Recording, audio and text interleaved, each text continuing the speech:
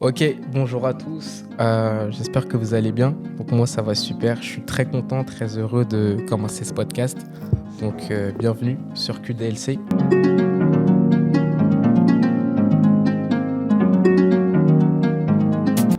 Donc aujourd'hui on va recevoir donc notre premier invité. Donc voilà. Donc ici sur QDLC on va venir parler effectivement du différents témoignages des différents invités qu'on va avoir ici.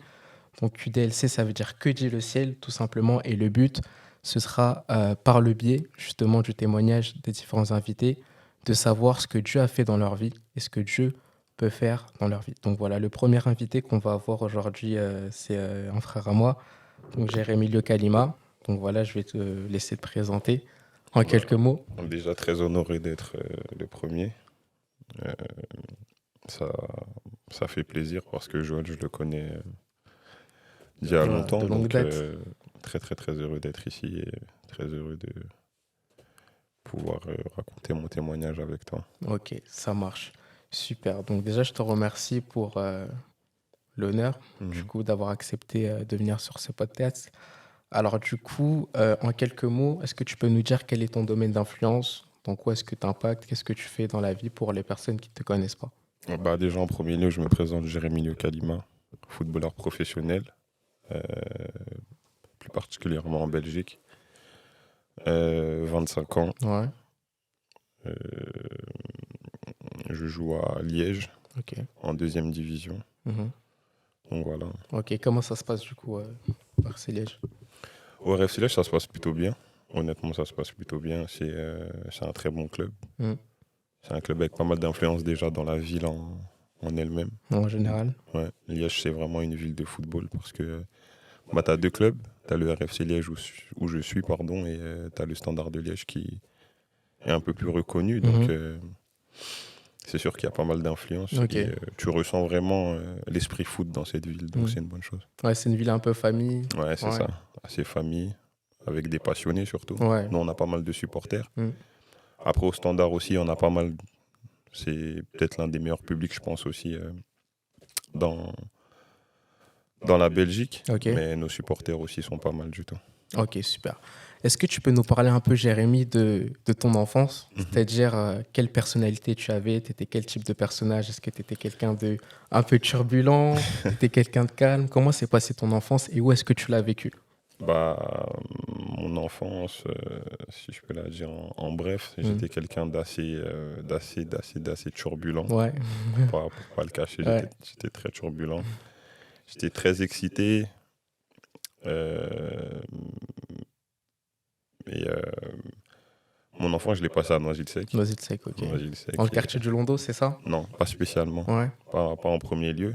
J'habitais dans un quartier qui s'appelle Mermoz, pas très loin de la Mermoz, gare et de Noisy. ensuite, Et ensuite, je suis parti au t'es sur Londo. Londo, ok. Ouais. On va dire que j'étais très agité, mais très joyeux surtout. Ouais, très J'avais un jovial. débordement de joie qui était vraiment très, très, très élevé. Ok. Et voilà, j'ai passé une enfance assez tranquille. Euh, que ce soit à Mermoz ou au Londo. Après, à Mhm. Mermoz, le quartier est un peu plus petit. Donc, c'était très, très, très familial. D'accord. Après, je suis passé au Londo. Au Londo, c'était un peu plus grand. Ouais, Donc, on va dire que c'est deux quartiers assez différents. c'est différent, ouais. Ouais. Ok, super. Et du coup, par rapport à ça, toi, à l'école, du coup, Mhm. tu étais quel type d'élève? Est-ce que tu étais quelqu'un de studieux? Est-ce que l'école, c'était pas trop ton truc? Non, je vais pas dire que c'était pas trop mon truc, mais j'étais très négligent. Ouais, Mais vraiment très, très, très, très négligent. ok. Parce que moi, j'avais un but quand j'étais plus jeune, c'était de devenir footballeur professionnel. Mhm. Mais c'est pas une excuse. Aujourd'hui, Ouais, c'est vrai. j'ai beaucoup de regrets dans certaines choses. Mhm. Mais c'est sûr que j'étais pas studieux du tout. Mhm. Je choisissais mes matières Ouais, et ça m'a porté défaut. En ouais. tout cas, dans ma jeunesse, ça m'a énormément porté défaut. Et ça n'a pas été évident, on va dire, ce parcours scolaire, mais Mhm. par la grâce de Dieu, j'ai pu avoir mon baccalauréat Ouais. Tu as pu faire en le commerce. nécessaire Ouais, pour j'ai pu pouvoir faire le continuer le ballon, nécessaire, quoi. tout simplement. Ok, super. Et du coup, comment est-ce que tu as eu tes premiers rapports avec le football? Qu'est-ce qui a fait que dans ta vie, tu t'es dit, un jour, je vais jouer au football, dans ton enfance? Tout a commencé au quartier de Mermoz. Ouais. On n'avait pas forcément de terrain comme il y en a au Londo. Mhm. C'était vraiment, on va dire, un espace de jeu. Et on essayait de délimiter un peu Ouais. les lignes avec des poteaux, enfin, Ouais, des arbres. on l'a tous fait ça. Et en gros, du coup, j'ai commencé comme ça. J'ai commencé très, très, très jeune. J'ai commencé peut-être à Mm. 5 ans à toucher mon premier ballon de foot, tu vois. D'accord. Mais t'intègres pas en club tout de suite. Non. Ouais. Et c'est à Je- partir de quand que. Par le biais de mon frère qui est décédé, Mhm. Jordan Ah, Kalima. donc ça, on va y revenir Ouais. un peu plus Et tard. par son billet, tu vois. Mhm. Comme je jouais régulièrement avec eux au foot, parce que j'ai toujours joué avec des personnes plus grandes que moi Ok. en âge.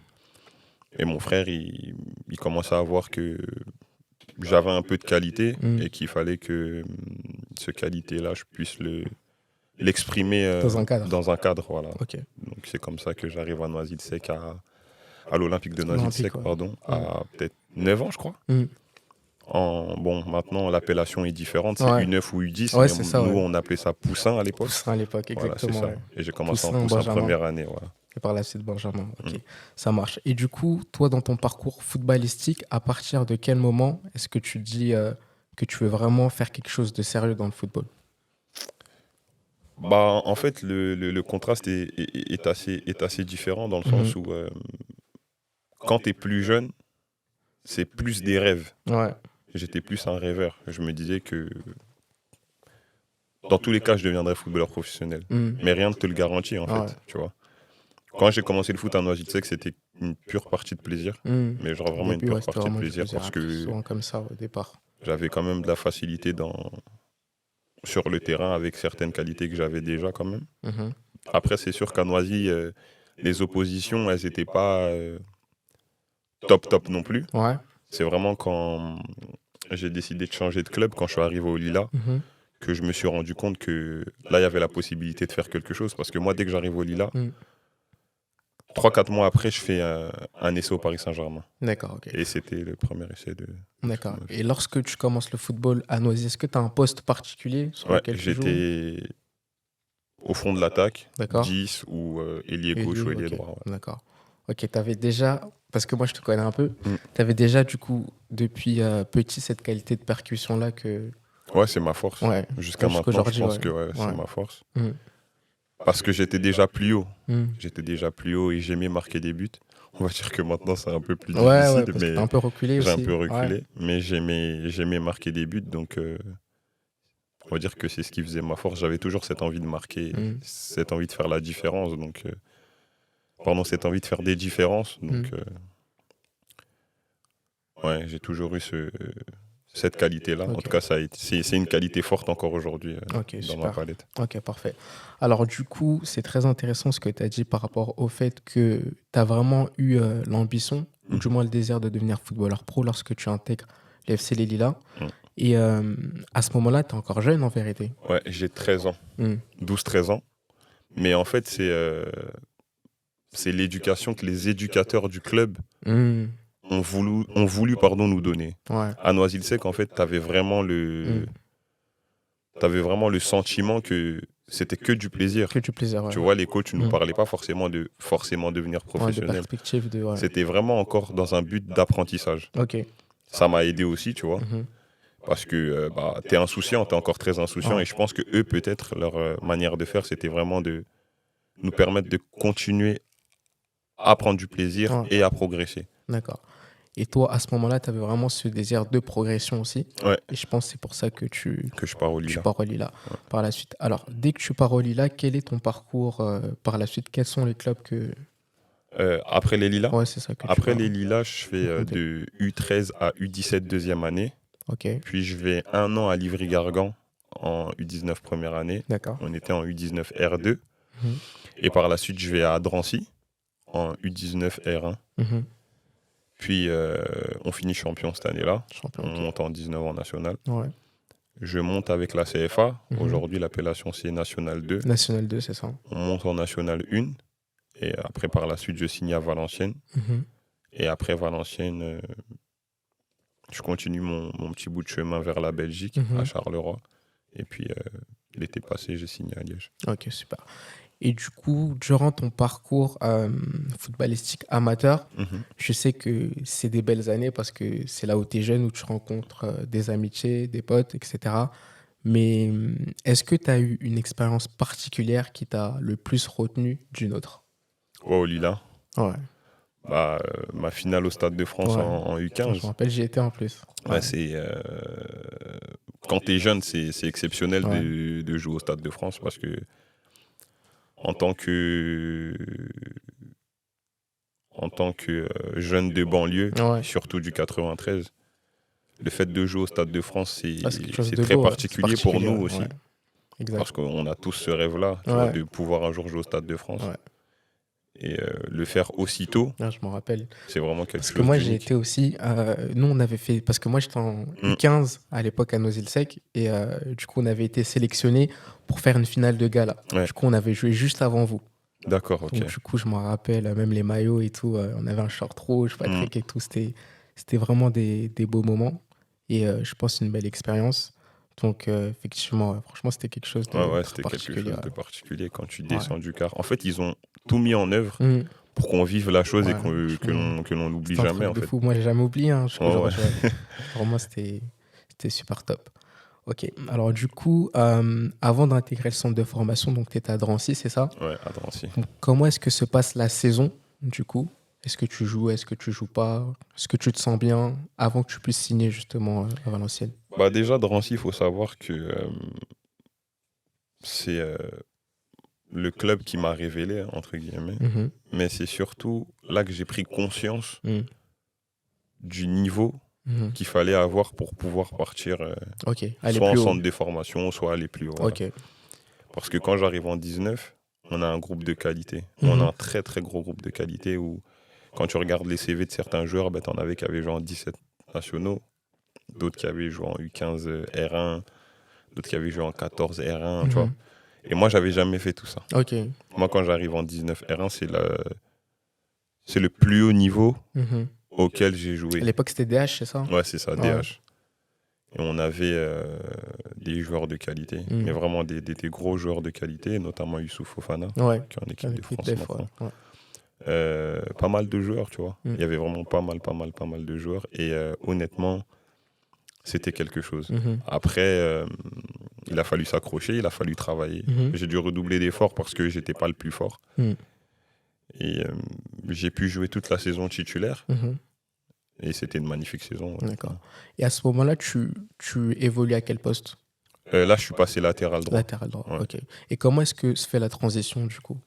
C'est sur un match amical au Lila. Ouais. J'avais déjà fait... là, c'était ma deuxième année sur un terrain à 11. Parce qu'il faut savoir qu'en U13, tu joues sur un terrain à 9. C'est ça, ouais. Et ma première année sur le terrain 11, j'arrive encore à faire des différences, Mhm. mais j'ai du mal à stater. Mm. Donc du coup, je comprends que Ouais. ça sera bizarre. Ouais, c'est très compliqué, ouais.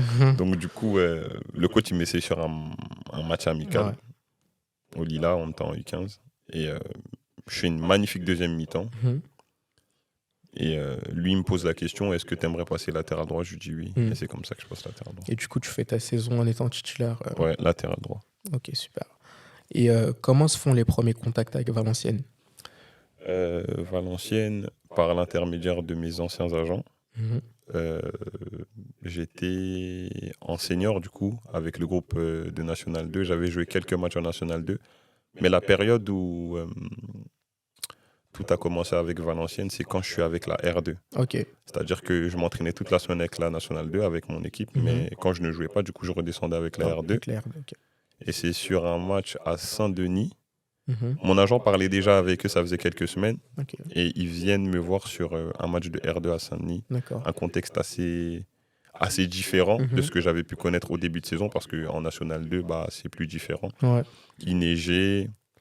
J'avais même pas joué latéral droit, j'avais joué milieu droit. Ok. Et j'arrive à faire quand même de bonnes choses malgré le temps, parce qu'il neigeait, le terrain n'était pas évident. Et le recruteur vient avec mon agent. Ok. Ils viennent peut-être 20 minutes. Ok.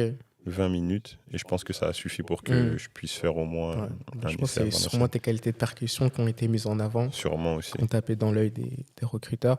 Donc là, par rapport à ça, c'est vraiment ton agent qui a fait le travail. Ouais, c'est mon agent qui a tout fait. Mettre en relation avec Valenciennes. Donc là, je pense qu'il a joué un rôle majeur quand même dans ton parcours. Ouais, fort, parce que moi, cet agent-là, j'ai commencé à bosser avec U19, Ok. c'est-à-dire l'année d'avant. Et ça se passait super bien. Honnêtement, ça se passait très très bien. Et après cette saison en 19, moi j'avais vraiment à cœur de partir déjà l'année en U19, mais ça s'est pas passé comme je l'espérais. Donc j'ai quand même fait ma saison en N2. Ça s'est super bien passé. Et Ouais.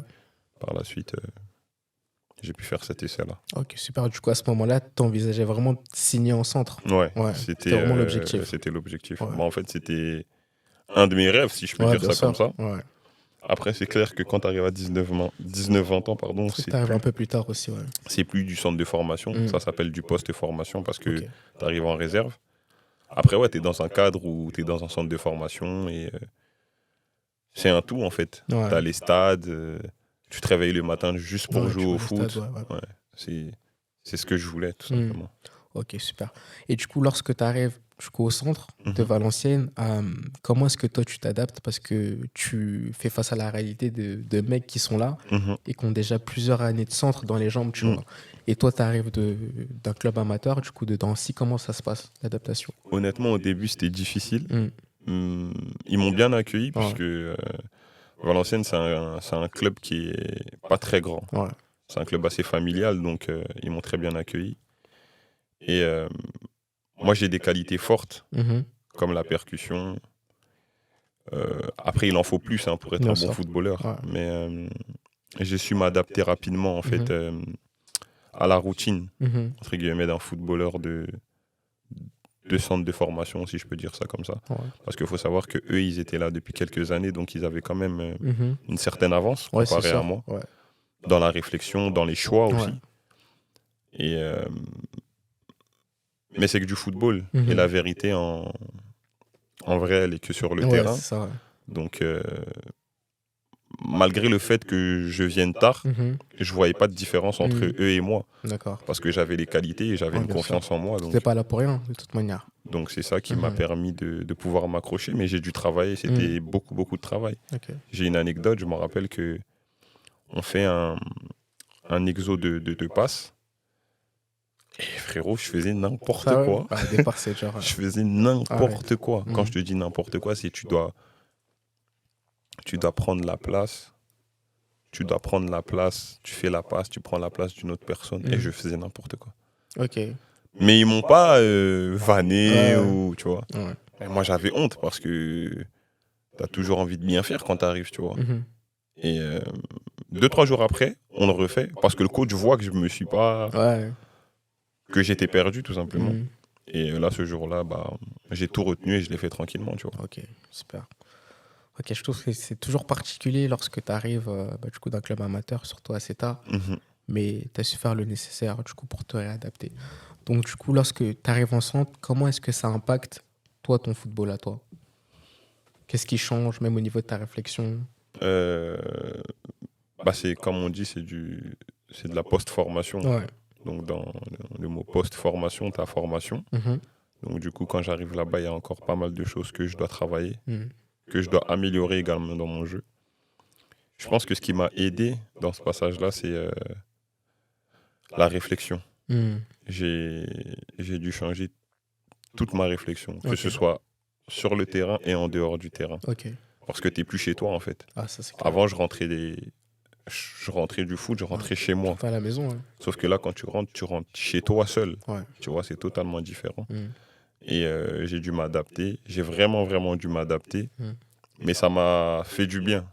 Le fait d'être livré à soi-même, ça fait du bien. Et c'est plus la réflexion. La réflexion, l'exigence aussi. Ouais.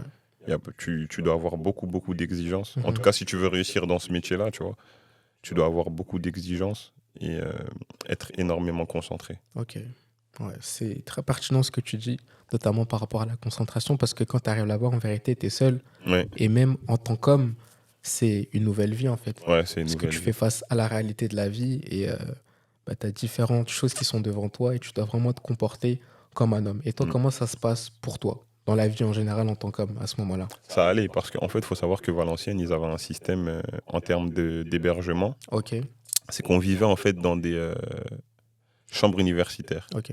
Tu avais certains qui avaient leur appartement Et moi, j'ai fait le choix d'être en chambre universitaire parce que dans le même étage, tu avais plusieurs personnes du club en chambre universitaire. Ok, du coup, vous étiez tous ensemble. Tous ensemble, on avait nos chambres seules. Et c'était une magnifique expérience. Pour ma part, qui n'avais jamais fait de centre de formation, me retrouver là, c'était magnifique.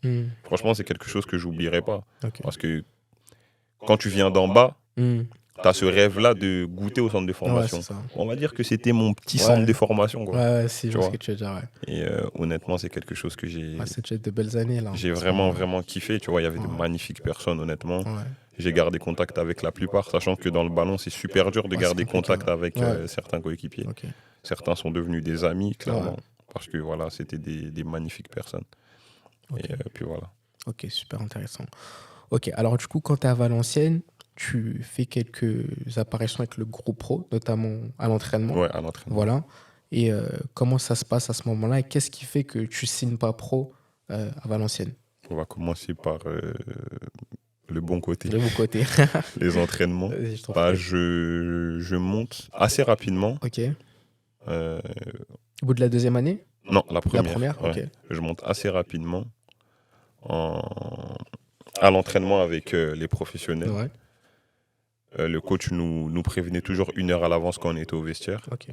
Et il nous disait qu'un tel devait monter en pro, un tel devait monter en pro. Mhm. Je me rappelle la première fois, on est monté à 5, je crois.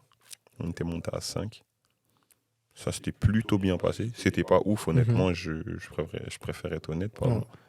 C'était pas ouf, mais c'était le premier entraînement. Ok. Donc c'était tranquille.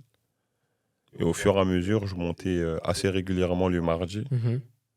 Je me rappelle que le deuxième entraînement, ça s'est réduit. De 5, on est passé à 3. Ok. Tu vois, donc Ouais. c'est là que tu comprends Il y a qu'il vraiment une sélection. y a vraiment une sélection Ouais. et tout. Donc voilà, je montais. Je montais beaucoup le mardi. Ouais. Après les autres jours de la semaine, je montais pas forcément. Ok. Et honnêtement, ça se passait vraiment. Au fur et à mesure, ça se passait plutôt bien, tu D'accord. vois. Parce que l'intensité entre la réserve et les pros était totalement différente. Ok. Donc ça se passait plutôt bien. Après, c'est toujours difficile de montrer qu'un jour dans la semaine. Ouais.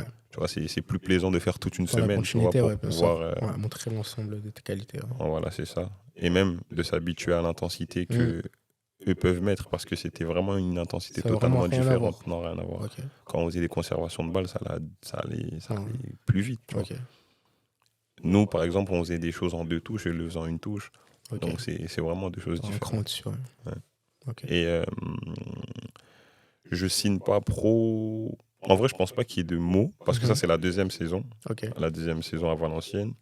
Tout se passe super bien. Mhm. Je fais une meilleure saison que la première. La première, ok. Je suis capitaine avec la réserve Ok. et tout se passe plutôt bien. Mhm. Je fais vraiment une grosse saison, que ce soit en termes de stats, que ce soit en termes de prestations. Ok. que ce soit en- À ce moment-là, excuse-moi, t'es toujours latéral, c'est ça? Ouais, je suis latéral. Mais à ce moment-là, j'ai acquis autre chose parce qu'à ce moment-là, en deuxième année, pardon, je joue latéral gauche. Là, je joue plus latéral droit. Ok. Donc du coup, c'est un aspect en plus que C'est j'ai autre pu chose, ouais. ajouter à mon football, Ouais. tout simplement. C'est comme ça que j'ai su que j'étais vraiment polyvalent. Polyvalent, ouais. Ouais. Et je fais une grosse saison. Après, voilà, il y a des réalités dans le football qui ne s'expliquent pas. Hein. À cette Exact. époque-là, le coach avait changé en pro. Ok. Donc c'est comme ça que tu comprends que c'est pas comme toi tu le veux. Hmm. Que tu sois bon, que tu sois mauvais, peu importe, le coach avait changé. C'était une autre vision Mhm. que je respecte. Ouais. Et ce qui a fait que j'ai pas forcément signé pro. D'accord. Et après, il y a eu le Covid aussi. Bon, c'est pas une excuse, mais Ouais, bien sûr. après, il y a eu le Covid, tout simplement. D'accord. Donc c'est pour ça, en gros, que tu signes pas à Valenciennes. Voilà. Je finis pas pro à Valenciennes. D'accord. Donc du coup, par la suite, tu vas te retrouver à Charleroi. Ouais. Donc voilà, comment est-ce que les contacts sont établis du coup, avec Charleroi? La direction de Charleroi m'a appelé tout simplement. Ok, directement. C'était à la suite de Valenciennes, pendant le Covid. Mhm. On était tous à l'arrêt. Et ça a commencé à se réouvrir un peu quand même. Mhm. Et c'est début mai, je crois que les premiers contacts se sont faits. Si je ne dis pas de bêtises, Ouais. c'est à début mai que les contacts se sont faits. Ils m'ont appelé. Mhm. Je les ai dirigés vers mes agents de l'époque. D'accord.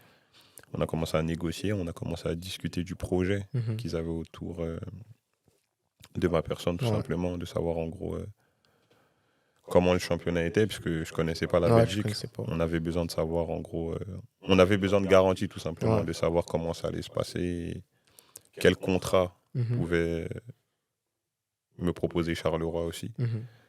Et par la suite, on a réussi à trouver un terrain d'entente. Ouais, J'ai pu signer 3 ans professionnels. ok. Très bien. À ce moment-là, est-ce que tu as d'autres offres? Euh, Plus des discussions, Des discussions, ok. mais pas de Sont pas concret. vraiment de... Ouais, pas de concret du tout. concret, ok. C'est pour ça que je fais le choix, notamment de signer à Charleroi, pardon. Et même signer à Charleroi parce qu'il y a le premier contrat professionnel aussi. C'est ça. Donc du coup, c'est pour ça que je fais ce choix-là, Ouais. tout simplement. Ok. Parce que c'est vrai que c'est un contrat professionnel là qui était sur la table. Mhm. Et du coup, toi, dans ton parcours de footballeur, comment est-ce que ça se passe quand tu dis que tu as signé ton premier contrat pro? Est-ce que tu dis que ça y est, c'est bon, c'est fini? Comment est-ce Non, que honnêtement, non, parce que ça se moi, au passe? début, je ne vais pas aller à Charleroi. Ok, Ouais, je vais être Ah ouais honnête avec toi, je ne vais pas aller à Charleroi. ok. Parce que c'est de la D3. Ouais. Et C'est vrai que là, tu sortais d'un club de Ligue 2 à l'époque, c'est ça? voilà. Ouais, Ligue Et 2, c'est de la D3. ouais. Donc au début, je ne veux pas. Mm. Moi, je veux rester sur la même structure de... que Valenciennes, en fait. Ok, Tu vois, je voulais rester vraiment sur cette structure-là parce que c'était une structure professionnelle. ouais. Et quand tu l'as goûté, et surtout C'est quand difficile, l'année ouais. de la même année, tu as performé, Mm. bah, ton mindset, il change, Il change, en fait. ouais, bah, c'est clair. Comparé à la première saison où je suis arrivé avec la pointe des pieds, Ouais. la deuxième année, je m'étais tellement affirmé que Mm. pour moi, il me fallait en fait un club similaire à Valenciennes ou même plus haut que Valenciennes. Mm. Tu vois, c'est comme ça que je réfléchissais au début. Ouais. Mais après, la réalité, elle Ouais, t'arrête tout elle de a suite. été Hein, autre, ouais. parce qu'il y avait le Covid et Mhm. j'ai vu que pendant le Covid, ça a été dur pour beaucoup de personnes. Ouais. Moi, j'ai eu la grâce, tu vois, de pouvoir trouver un club qui me Mm. proposait un contrat Un professionnel. contrat pro, ouais. C'était pas rien quand même. Ouais. Ouais. Du coup, après, j'ai commencé à faire mes recherches aussi, Mhm. personnelles. J'avais un grand cousin à moi qui jouait à l'époque à Tubize, qui Ok. redescendait de deuxième division, Ok. du coup, qui était en D3. Détroit aussi, pareil, du coup. Ouais. Ouais. Lui venait de finir cette saison-là et moi, je lui posais quand même Quelques des questions, questions. bien sûr. Je voulais savoir en gros comment le championnat se passait. Mm. Et il y a une phrase qui m'a plu, honnêtement, qui m'a dit que il n'y a pas énormément de latéraux comme toi Mm. et tu peux t'y plaire. Ok. Et c'est comme ça que Que je ça se prends la fait. décision de venir en Belgique, Ok. à Charleroi. Ok. Très intéressant. Alors, du coup, toi, dans ton parcours footballistique, à quel moment est-ce que tu sens que Dieu commence à prendre une place un peu plus importante dans ta vie? À Drancy, Ok. en Déjà National Drancy, 2, ouais, ok. à Drancy, parce que j'accepte le Seigneur Jésus-Christ Ok.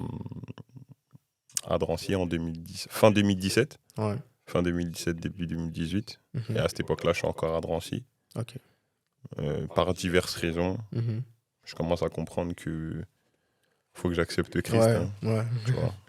Et par la suite, voilà, je décide de donner ma vie à Christ. Je me Mhm. baptise la même année. Ok. En fait, je me baptise l'été où je dois partir à Valenciennes.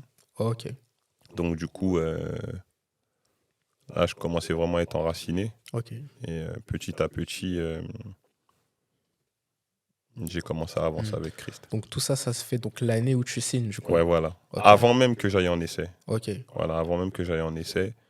Je me rappelle même que des fois, il y avait des matchs en réserve le dimanche, je n'y Ouais. allais pas. Parce que je Ok. préférais aller à l'église, Wow. tu vois. C'est fort, ça. Je priorisais ma paix. Mm. Encore aujourd'hui, mais Mm. je te parle du passé parce Ouais. que, honnêtement, avant, je vais pas te mentir, Mm. quand j'avais pas connaissance de la foi, je vais pas dire, ouais, quand j'avais pas connaissance de la foi, quand j'avais Ouais. pas connaissance de ce que Dieu pouvait faire dans ma vie, Ouais. bah, je priorisais un peu mes projets avant ceux de Dieu, tu vois. Ouais. Et quand j'ai compris que Dieu devait prendre la première place, Dans ta vie, ouais. bah, ça s'est fait naturellement, tu vois. Naturellement. Mon cœur désirait aller à l'église Mm. parce que j'avais ce besoin-là. Mm. Il y avait la communion fraternelle. Mm. Et c'est ce qui me faisait du bien à ce moment-là. Mm. tout J'avais simplement. besoin de ça, en fait, à Ouais, ce j'avais moment-là. besoin de ça. Ok. J'ai tout laissé à Christ, Mm. tout simplement, parce que avant, je me rappelle, quand j'allais pas au foot, j'avais des craintes. Je me disais, ah, mais là, je vais pas jouer. Mm. Mais Christ avait tellement fait Mm. que j'avais pas de crainte Non. pour l'avenir, en fait, quand je décidais d'aller à l'église le Mm. dimanche. Oh, C'était c'est une fort, manière hein. de montrer vraiment à Christ que je t'aime et Ouais. Que c'est toi d'abord. que c'est toi d'abord. Voilà. Waouh, ok. Super. Alors du coup, quand tu intègres Charleroi, comment ça se passe là-bas? Ça se passe plutôt bien, très très bien même, parce que j'ai la possibilité de faire ce parcours en coupe, Ok. qui est déjà historique pour le club. Mhm. Ça faisait des années qu'ils n'étaient pas allés aussi loin en coupe, donc le fait de pouvoir aller aussi loin, et surtout de faire partie de cette Mhm. aventure, c'est Ouais, quelque chose ouais. d'unique. Ça, Rentrer aussi dans l'histoire d'un club aussi, l'histoire c'est du quelque club, ouais. chose de top aussi. Mhm.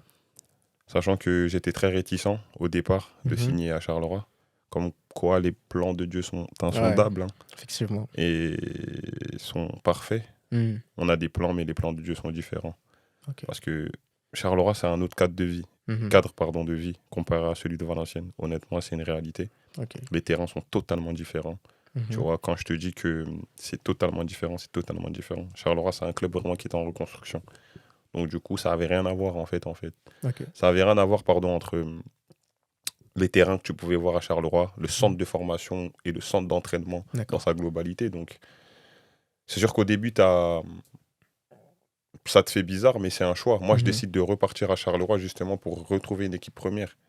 Parce qu'il y a une différence entre être en équipe première et performant en équipe première, Ouais. et être en équipe réserve et performant en équipe réserve. Ok. C'est totalement différent.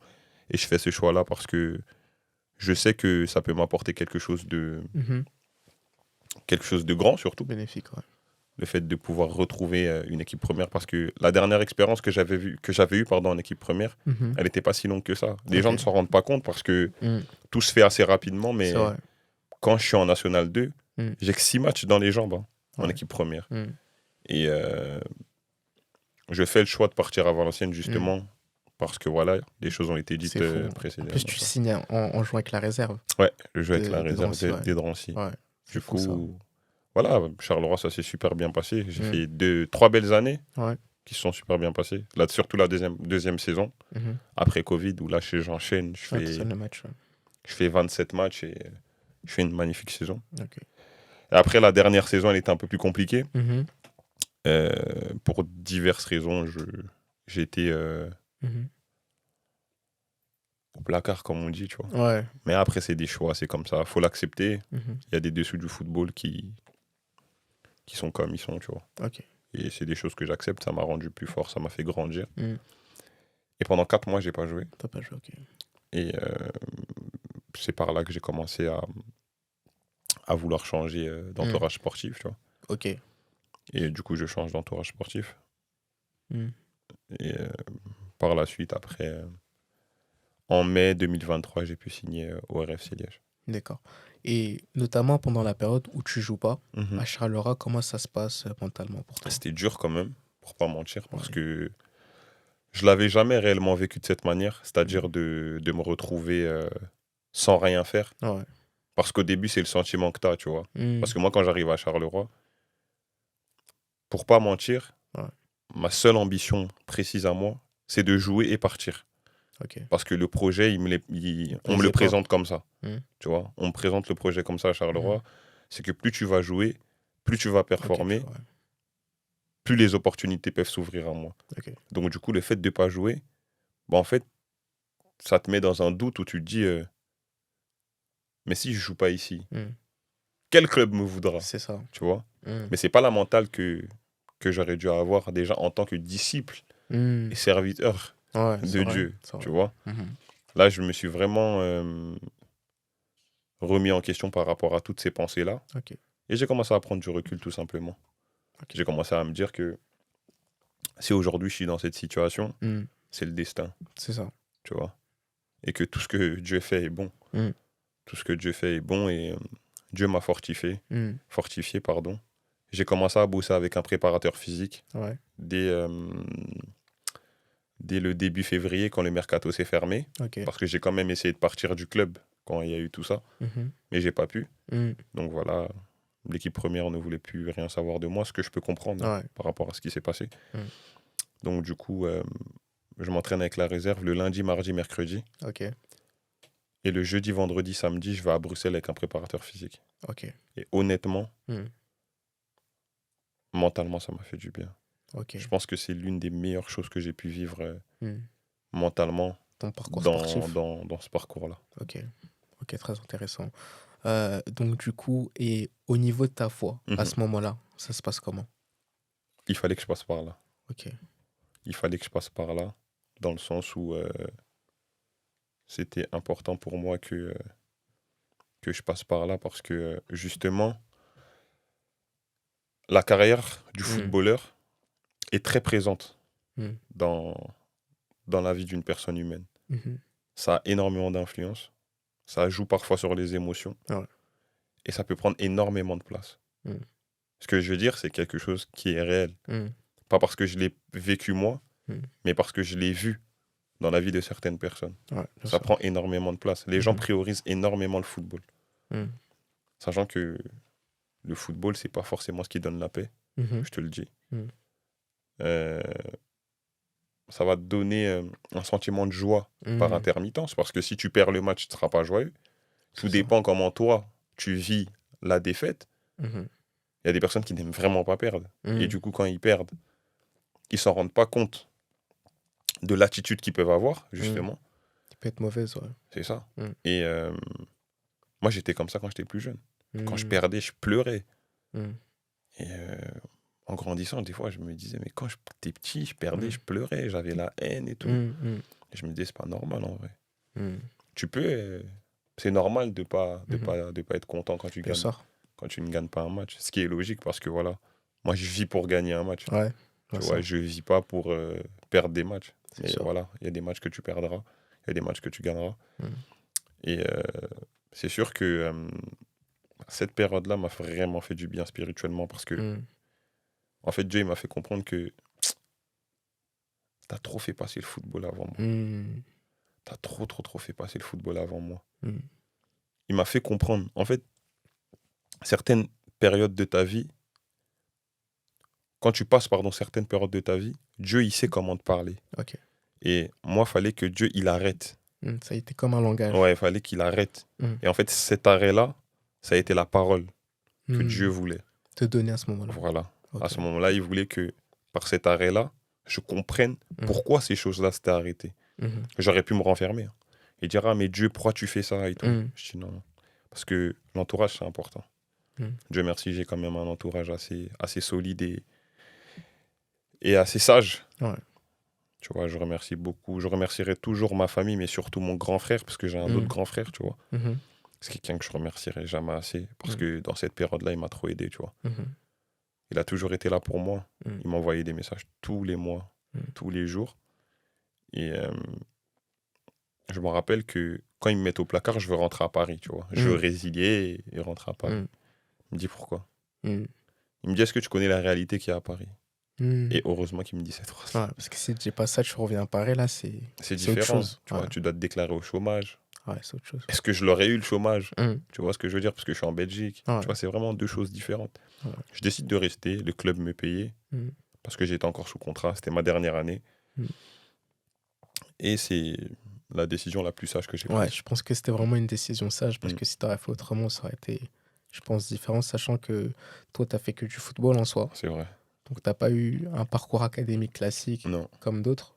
Donc, t'avais que ça. c'est ça. Et je pense, comme tu l'as dit, qu'à ce moment-là, c'est vraiment une décision majeure pour ton parcours. Pour mon parcours. Ouais. Donc, voilà. Alors, du coup, par la suite, il y a le RC Liège. Mhm. Donc, du coup, le contact se fait avec tes nouveaux agents, c'est C'est ça? ça, ouais. Avec Ouais. mes nouveaux agents. Courant mars, Ok. c'est là que les premiers contacts s'établissent. Mm. Après, voilà, le RFC Liège était encore en D3. Mm. Ils jouaient la montée. Ils Ouais. étaient deuxièmes et c'était les 3 premiers qui montaient. Ok. Il fallait juste attendre la Mm. fin de saison, tout simplement. Ok. Du coup, ils étaient dans ta poule? Oui, c'était dans ma poule. Ok. C'est comme ça que ils m'ont vu jouer aussi. Ok. Le coach a pu voir mes qualités. Et c'est par cela que j'ai pu Mhm. taper dans l'œil, entre guillemets, Ouais. du coach et de la direction. Ok, super. Du coup, tu intègres le RC Liège. Ça se passe comment? Super bien. Super bien, parce que c'est un club totalement différent de ce que Mhm. j'avais pu connaître, que ce soit Valenciennes et Charleroi. Ouais. Mais quand je te dis super bien, c'est au-delà des coéquipiers. Je te Mhm. parle vraiment du cadre. Du cadre de vie. Dans le sens où Liège, c'est une belle ville aussi. Mhm. C'est une belle ville et c'est une ville qui vit. Ok. Valenciennes, je ne vais pas dire que c'est une ville qui ne vit pas, c'était une ville vraiment plus petite. Ouais. Là, c'est totalement différent. Ouais. Même les supporters. En fait, c'est un nouveau cadre de vie parce Ouais. que à Valenciennes, je joue qu'avec la réserve. À Mhm. Charleroi, je suis en D3 et là, je suis en D2. T'es en D2, c'est différent. Et c'est totalement Ouais. différent. En D2, tu passes à la télé. Ouais. En D2, ouais, tu passes à la télé. Mhm. Tu as des supporters de fou parce qu'il y a énormément de supporters. Mhm. Et c'est un tout, c'est un changement. C'est Ouais. un changement très, très radical, tu vois. Mhm. Mais que je voulais, tu vois. C'était Ouais. vraiment la continuité de ce que je voulais. Mhm. Et aujourd'hui, c'est une bonne chose, tu vois. Mhm. À ce moment-là, comment est-ce que toi tu fais pour garder les pieds sur terre? Parce que c'est quand même une D2, comme tu dis. Mhm. C'est différent. Tu joues dans de beaux stades, tu Mhm. passes à la télé. Et comment est-ce que tu fais pour garder cette attitude d'humilité, en fait? Parcours atypique, hein. Mhm. J'ai un parcours assez atypique. Je savais d'où je venais, mais c'est surtout la Mhm. foi aussi. Ok. Le fait d'être en Christ aussi, c'est... Mhm. Tu comprends que c'est pas toi, mais c'est la grâce. Mhm. Certes, on fait des efforts, mais si Dieu ne veut pas te donner, il ne te donne pas, hein. Il ne donne pas, c'est Tu clair. vois, Mhm. c'est la grâce et je savais que j'étais un privilégié. Mhm. En fait, être en Christ aussi, c'est une manière de prendre en considération Mhm. ce que Dieu te permet d'avoir. Ok. Tu vois. Et moi, c'est la foi, en fait, qui m'aide, en fait, tout Mhm. simplement. Parce que tu peux être orgueilleux, hein. C'est clair. L'orgueil, c'est pas une question d'être en Christ ou non. Mhm. Tu vois. Et des fois, on peut avoir des sauts d'orgueil. Tu vois, ça serait mentir de dire que un homme n'a pas d'orgueil Bien ou sûr. autre. Mais non, c'est juste le fait d'être en Christ et de comprendre, Mhm. tu vois, pourquoi, en gros, Dieu te donne ça. Mhm. D'être Pertinent reconnaissant. ce que tu dis, ouais. C'est plutôt la reconnaissance, en fait, qui me Mhm. permet d'être tranquille. Ouais, Parce que ça peut partir du jour au lendemain. c'est vrai. Moi, j'ai des frangins qui sont plus forts que moi au foot Mhm. et qui n'ont pas ce que j'ai. Et c'est ça aussi qui me permet de prendre en considération que je suis un Extrêmement, ouais. privilégié C'est clair. et que, voilà, il y a des personnes qui ont vraiment des plus grosses qualités que moi. Mhm. Dans le quartier où je vis, il y a des personnes qui ont de très grandes qualités, Ouais. qui, quand j'étais plus jeune, étaient 10 fois plus forts que moi. Mhm. Mais c'est Dieu, ce Dieu-là m'a choisi moi, tu vois, Mhm. tout simplement. Ok, c'est fort, c'est fort. Alors, tout à l'heure, au début du podcast, tu parlais de quelque chose de pertinent. Donc, je pense qu'il y a eu un impact majeur dans ton parcours, notamment le décès de ton grand frère. Qu'est-ce que tu peux nous dire par rapport à ça? Le décès de mon frère se fait en 2009. Mhm. Ça fait plus de 10 ans maintenant. Euh, Honnêtement, ça n'a pas été évident. Mhm. Le fait d'en parler aujourd'hui, c'est parce que ça fait partie de ma vie, ça fait partie de mon parcours. Et Mhm. bah, par ce podcast-là, je pense que certaines personnes regarderont. Mhm. Peut-être qu'il y a des personnes qui ont perdu des proches. C'est Et ça. seules les personnes qui ont perdu des proches peuvent comprendre Ouais. La douleur. la douleur de perdre Mhm. un proche, surtout dans sa maison. Mhm. Moi, je dis toujours que ce qui est impactant, c'est le fait de perdre quelqu'un avec qui tu dormais, avec qui Mhm. tu vivais, avec qui tu mangeais, avec qui tu rigolais, Mhm. avec qui tu passais du bon temps. Mhm. Et le plus important, c'est une personne que tu aimais. Et moi, Mhm. c'est mon frère, je l'aimais du plus profond de mon âme. Mhm. Tu vois, c'était mon exemple premier. Mhm. Certes, il y avait mes parents, certes, il y avait mon grand frère, mais Mhm. mon grand frère, le plus grand, on a 10 ans d'écart presque. Ouais. Et ma référence, Pas la même génération. c'était Jordan, tout Ouais. simplement, tu Mhm. vois. Et Jordan a tout fait pour moi, tu vois. Mhm. Il est mort à 17 ans, paix à son âme. Mhm. Et ces 17 ans de vie-là, Mhm. c'est comme s'il avait toujours vécu, tu vois. Mhm. C'est vraiment comme s'il avait toujours vécu. Mhm. Parce que c'est une personne que j'ai vu grandir Mhm. et devenir un homme à seulement 17 ans. Nos parents travaillaient. Mhm. Le plus grand, il n'était pas tout le temps là aussi, tu vois, Mm. pour diverses raisons. Mm. Et ma référence première, c'était lui, en fait. C'est lui, ouais. Et quand tu vois une personne... Moi, j'ai que des souvenirs d'un grand frère responsable. Mhm. Je te parle pas parce que c'est mon frère, Ouais. mais parce que c'est les souvenirs que j'ai. Que t'as, ouais. Et des fois, je me rends compte qu'il avait 17 ans. Mhm. Et moi, quand je regarde à l'époque où j'avais T'avais 17 ans, 17 ans, ouais. ça n'a rien à voir. Différent. Moi, j'étais encore turbulent. Ouais. Tu vois ce que je veux dire? Et c'est totalement différent, tu Ouais. vois. Mais c'est quelqu'un qui a marqué ma vie, Mhm. qui la marque encore aujourd'hui. Mhm. C'est vrai qu'en grandissant, ça me fait... C'est un peu plus douloureux parce que quand Bien tu es sûr. plus jeune, tu vois, tu es conscient et Ouais. tu as un peu d'insouciance, tu vois. C'est vrai. Tu grandis avec l'aide des personnes qui sont autour de toi. Moi, ma famille m'a grandement aidé, Mhm. tu vois. Mais en grandissant, les responsabilités qui se manifestent à toi font que parfois tu es seul. Mhm. Quand je signe à Valenciennes, je suis pris d'émotion. Je suis Ok. vraiment, vraiment pris d'émotion. Mhm. parce que j'aurais aimé qu'il soit là. Ah, pour voir. Ouais. Sachant Pour voir et pour m'aider. qu'il a joué un rôle un rôle majeur Ouais. dans ton parcours justement footballistique. C'est lui le commencement. Ouais. Tu vois. Et le fait de faire ce que je fais aujourd'hui, d'avoir signé professionnel, d'être joueur professionnel aujourd'hui, et qu'il soit pas là, c'est quelque chose que j'accepte, mais quand j'arrive à Valenciennes, c'est pas quelque chose que j'accepte. Tu te rends compte, tu vois, je me rends compte ouais, vraiment je suis d'accord. que ça me fait mal, tu vois. Je me rappelle. Moi, mon frère est né le 12 mars 92 et il est mort le 19 août. Ok. 4 jours avant mon anniversaire. Ok. Tu vois, ce qui fait que quand je vis le 19 août, je le vis toujours avec de la difficulté, tu vois. Mais je le montre pas forcément. Ok. Ma seule manière de pouvoir rendre hommage à mon frère, bah, c'est les réseaux sociaux, en fait. Tu vois, c'est les réseaux sociaux. Et puis voilà, tu vois, les réseaux sociaux. Est-ce que justement ce décès a impacté ta manière de faire les choses, c'est-à-dire dans la vie de tous les jours ou même dans ton football? Ça n'a pas forcément impacté mon football, honnêtement, parce que j'étais jeune, comme je l'ai dit. Ouais. Quand tu es jeune et insouciant, et, ça n'a pas forcément impacté mon football, mais plus ma vie en tant qu'homme. En tant qu'homme. Et il y a eu des situations dans ma vie où j'avais besoin de sa voix. Tu vois, j'avais besoin de sa voix. Mais Christ a rempli cela. Ok. Tu vois, vraiment, Christ a pu remplir cela, donc ça m'a aidé. Mais c'est vrai que sa voix, elle comptait énormément pour ma vie à moi. Donc du coup, c'était pas évident. Mon frère, il est irremplaçable. Il n'y a que Christ qui a pu remplacer cette douleur-là. Mais comme personne humaine, c'est une personne qui est irremplaçable. La relation que j'ai avec mon père, ma mère ou mon autre frère est totalement différente. C'était lui et moi, tout simplement, tu vois. Mais je rends gloire à Dieu parce que aujourd'hui c'est Christ et moi. Amen. Et c'est une bonne chose. Cette mort-là aussi, elle m'a enseigné. Elle m'a enseigné qu'on n'est pas éternel. Et si une personne aussi forte et importante de ma vie a pu partir, c'est que on partira bien tous un jour, tu vois. C'est ça. Mais il faut partir dans les conditions auxquelles Christ le veut. Exactement. Exactement. Alors, très intéressant. Donc, du coup, tu as dit quelque chose de très pertinent, notamment la place que Christ a pris dans ta vie. Et j'aimerais rebondir sur ça. Donc, aujourd'hui, de manière globale, quel rôle Christ joue dans ta vie, tout simplement? Christ, c'est ma vie.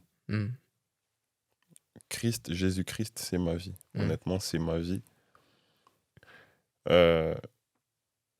Il y a de nombreux défauts et péchés que j'ai eu du mal à gérer, si je peux dire gérer, mais il y a eu des péchés, des défauts qui étaient très très difficiles pour moi à quitter, à devoir gérer. Et tout cela, ça peut créer en fait un mélange de frustration, un mélange de doute. Parce que quand tu acceptes Christ, c'est un renouveau dans ta vie. C'est ça. Et je pense que chaque personne qui vient à Christ vient pour vivre quelque chose de différent de ce qu'il a pu vivre dans sa vie passée. Et Christ, c'est ma vie. Christ, il a pris tout sens dans ma vie. Moi, j'ai compris tout ce qu'il fallait comprendre quand j'ai accepté Christ, tout simplement. Tu vois. Dans le sens où le fait d'accepter Christ, ça m'a fait grandir, ça m'a aidé. Ça m'a aidé, ça m'a stabilisé aussi. Tu vois, j'avais des recherches, j'avais énormément de recherches, tout simplement. Et ça m'a énormément aidé, ça m'a fait grandir, ça m'a calmé. Et voilà ce que Christ m'a apporté durant tout. En tout cas, jusqu'à maintenant, voilà tout ce qu'il m'a apporté. La paix, la sagesse. C'est pas évident tous les jours, mais Bien sûr. le fait de savoir que tu appartiens à Christ, le fait de savoir que tu es chrétien aussi, c'est quelque chose de bon. Et je rends gloire à Dieu pour cela. Amen. Non, c'est fort, frérot. Donc, du coup, on va chuter. On va aller sur la fin. Donc, aujourd'hui, tu as ton parcours. C'est vrai que c'est pas fini. Tu vas en faire encore de belles choses avec Dieu. Et est-ce que tu aurais un conseil à donner à quelqu'un, par exemple, qui te ressemble, qui a un parcours similaire à toi, qui fait du football? Quel conseil tu pourrais donner, que ce soit de la foi ou de manière générale? Honnêtement, d'être soi-même.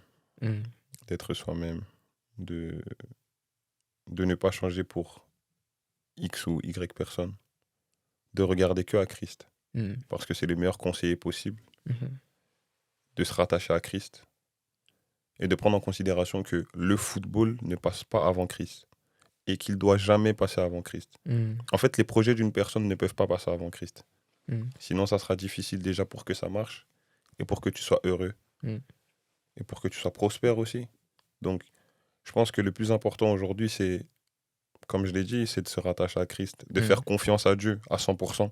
Amen. Parce que je sais que la confiance, c'est quelque chose de très, très, très difficile. Beaucoup de personnes peuvent douter, on est humain. Il y a les plans de Dieu, on ne les connaît pas tout le temps. C'est ça. Tu vois. Donc, du coup, de vraiment se rattacher au plan de Dieu, mais de surtout lui faire confiance. De tout lui laisser, parce que justement, c'est lui qui a les commandes en fait de ta vie. Et notre destin, il est déjà tracé. Hein. En tout cas, avec Christ, il est déjà tracé. Maintenant, il faut juste obéir à son commandement, à lui. Yes. S'accrocher à sa parole, s'accrocher à la personne qu'il est. Cette personne qui t'apporte la paix et qui pourra t'aiguiller dans tes choix. Parce que des fois, on fait des choix qui ne sont pas forcément les choix de Christ. Donc, vraiment, demander à Dieu quels sont ses choix à lui. Même dans une carrière de football. Hein. Oh. Tu vois, même dans une carrière de football, des fois, on oublie que... Des fois, en fait, on est individualiste. On pense que il y a Christ et il y a le football. Ok. Non, ça n'existe pas. C'est Christ et Christ. Ok, c'est fort ça. Tu vois, Christ, il est là. Tout est en dessous. Mais si Christ, il est en haut, c'est Christ la priorité. Donc, de prendre en considération que c'est Christ la priorité et de faire confiance à Dieu, tout simplement. Ok, oh, c'est fort. C'est fort, c'est fort. En tout cas, on est sur la fin du podcast. Je te remercie, frérot, Merci à toi. D'avoir pris le temps de passer, d'accepter l'invitation. Donc là, on est sur le début et je crois qu'on va recevoir plein d'autres invités. Donc, je tiens vraiment à te remercier donc, par rapport à ça. Et je crois qu'on va faire de très belles choses c'est ça, à la suite. Donc voilà, merci à toi. Merci à toi, frère. Donc voilà, on est sur la fin du podcast. Ça s'est super bien passé. Donc UDLC est resté branché. Donc voilà, il y aura d'autres invités qui vont être invités du coup sur le plateau. Donc voilà, restez juste branchés. Toutes les choses vont se faire très très bientôt. Donc voilà, merci à vous.